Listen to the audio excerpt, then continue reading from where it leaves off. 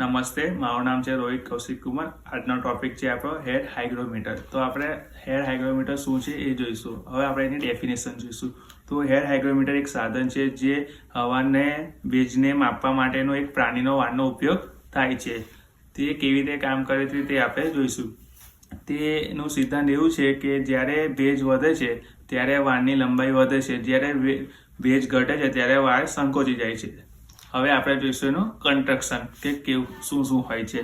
તો ઘોડાનો વાળનો આપણે ઉપયોગ કરે છે અને લીવર અને લિંકેજની મિકેનિઝમ હોય છે અને પોઇન્ટર અને કેલિબ્રેટ હોય છે અને ફેમ હતા હાઉસિંગ હોય છે. હવે આપણે જોઈશું કે કેવી રીતે કામ કરે છે.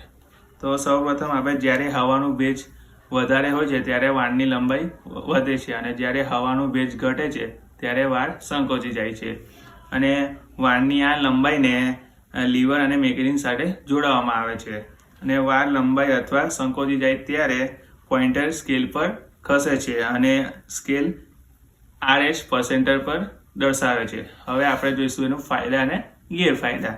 તો ફાયદામાં સાધન વાપરવામાં સરળ હોય છે અને કોઈ પણ વીજળીની જરૂર હોતી નથી અને સસ્તું સાધન હોય છે. હવે આપણે જોઈશું એના ગેરફાયદા. તો ગેરફાયદામાં નિયમિત સફાઈની જરૂર હોય છે અને વાળ ઉપર તેલ હોવું જોઈએ નહીં અને ભેજ બદલાય ત્યારે પ્રતિસાદ ધીમો હોય છે અને ડિજિટલ સેન્સર જેટલું ચોકસાઈ હોતું નથી અને દૂર અને તાપમાનની અસર થાય છે. એટલે આપણે આજનો ટોપિક અહીંયા પૂરો થાય છે. હવે આપણે મળીએ નેક્સ્ટ ટોપિકમાં. Thank you.